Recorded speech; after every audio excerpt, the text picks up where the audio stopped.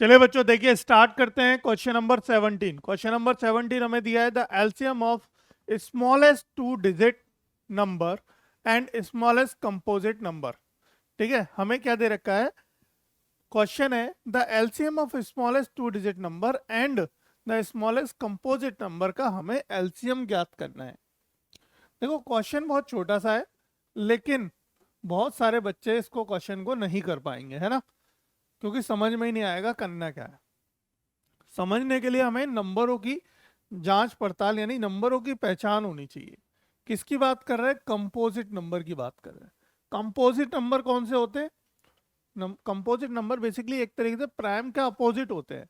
जैसे कि prime number क्या होते हैं? जिनको एक और उन्हीं नंबर से डिवाइड किया जा सके। और कंपोजिट कौन से होते हैं? जो एक और खुद के अलावा किसी और से भी डिवाइड हो जाए, वो नंबर हमारा कंपोजिट नंबर होता है। ठीक है, तो वो नंबर हमारे क्या होते हैं? कंपोजिट नंबर होते हैं, जो एक और खुद के अलावा किसी और तीसरे नंबर से भाग हो जाए यानी डिवाइड हो जाए। तो देखो यहाँ पे स्मॉलेस्ट टू डिजिट, समझने वाली बात ध्यान रखना। देखो स्मॉलेस्ट सबसे छोटी दो अंकों वाली कंपोजिट नंबर बताओ। तो दो अंकों का सबसे छोटा कंपोजिट क्या होगा? देखो 10 होगा। ठीक है, तो लिख देंगे smallest two digit composite number क्या होगा? 10 होगा। ठीक है, देखो दो डिजिट का है, एक से डिवाइड हो जाएगा, दो से डिवाइड हो जाएगा, 5 से डिवाइड हो जाएगा और 10 से भी डिवाइड हो जाएगा। देखो एक और 10 को छोड़ के दो और 5 से भी डिवाइड हो रहा है, यानी कि कंपोजिट हो गया। ठीक, और क्या करा है? And the smallest composite number. और सबसे छोटा कंपोजिट नंबर कौन सा है? तो सबसे छोटा यानी कि स्मॉलेस्ट। ठीक है, हाँ ये भी हमारी बात ठीक थी। और एक लिखेंगे स्मॉलेस्ट कंपोजिट नंबर। देखो दोनों में अंतर है ना। वो था हमारा smallest two digit composite number, और ये क्या है? Smallest composite number.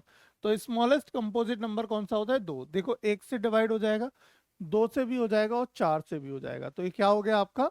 Smallest composite number हो गया। अब आप क्या करेंगे? Prime factor of these two number. अब इनके हम क्या करेंगे? दोनों के प्राइम फैक्टर लेंगे। देखो चार के हो गए 2 गुना 2, है ना, और 10 के हो गए 2 गुना 5, है ना, 2 गुना 5। अब हमें क्या निकालना है? एलसीएम निकालना है। क्या निकालना है बेटा? एलसीएम। तो जो कॉमन होता है पहले वो लिख लेते हैं। कॉमन लिख दिया हमने 2, इनटू बचा हुआ वो लिख देते हैं जो बचा है। अब देखो बचे हुए क्या है हमारे पास? 2 गुना 5, यानी कितना हो गया? 5 दूनी 10 और दूनी 20, 20 हो गया। तो 20 हमारा बेसिकली आंसर आ गया। देखो आंसर क्या आ गया बच्चे? 20 आंसर आ गया। बताओ, समझ आया क्वेश्चन? इजी था, है ना। लेकिन समझना बहुत जरूरी है कि कंपोजिट नंबर क्या होते हैं। आपको को प्राइम नंबर पता होने चाहिए, प्राइम नंबर, को प्राइम नंबर, कंपोजिट नंबर। ठीक है, ये सब पता होने चाहिए। Natural number, odd number, even number, ये तो सबको पता होता है, पर ये थोड़ा सा कम पता होता है। पढ़ लेते हैं बच्चे लेकिन अक्सर भूल जाते हैं, है ना। तो भूलना नहीं है। और ना भूलें ऐसे, इसके लिए क्या करेंगे? इसके लिए प्रैक्टिस करेंगे। क्या करेंगे? प्रैक्टिस। प्रयास करना बहुत जरूरी है। प्रैक्टिस करेंगे तो आप कभी नहीं भूलेंगे। और प्रैक्टिस कहाँ करेंगे? प्रैक्टिस इनविक्टा पे। बुक में जितने क्वेश्चन है वो कम पड़ जाएं तो इनविक्टा है।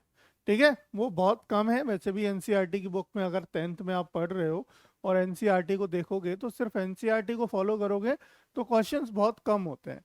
लेकिन अगर प्रैक्टिस करना है तुम्हें और चाहते हो कि और क्वेश्चन मिल जाएं इसी टाइप के प्रैक्टिस करने के लिए, तो कहाँ जाएं? इनविक्टा पे जाएं, प्रैक्टिस करें।